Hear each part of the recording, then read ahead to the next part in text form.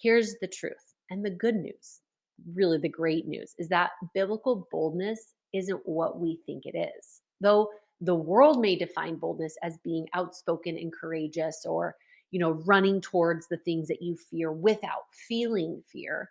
But when we really start to unpack the scriptures and when we look at the lives of those who were bold for the Lord, we actually see a totally different picture.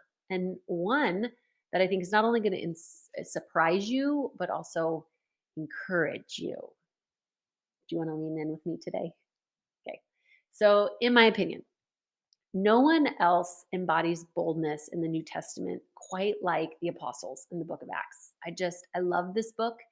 It gets my bold fire going. Do you know what I mean? Like, these were men who knew how to speak life in the face of death. They just seemed to know how to declare truth amongst the lies, and they just shared love behind prison bars. I mean, what have you done today? Do you know what I'm saying? Like, they just had this profound example of boldness because they were rooted in something much deeper than most, which is where I want to draw you in today. So if we turn to the book of Acts 4, verse 13, here's what it says. It says, "The members of the council were amazed when they saw the boldness of Peter and John, for they could see that they were ordinary men with no special training in the scriptures. They also recognized them as men who had been with Jesus." Did you hear that? Here's the key: these men were ordinary people doing extraordinary things simply because they were with Jesus. It wasn't Peter and John's education or their status that made them bold.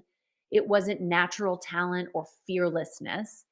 It was their time with Jesus that empowered them to be bold. And I believe that this is what biblical boldness is all about. It's not about how large your dreams are or how brave you feel at any given moment.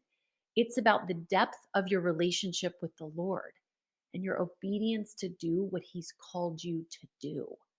Simply put, boldness is the willingness to say yes to Jesus even when you want to say no. That's what it's all about. And come to find out, the more we spend time with him, the easier it is to say yes to him.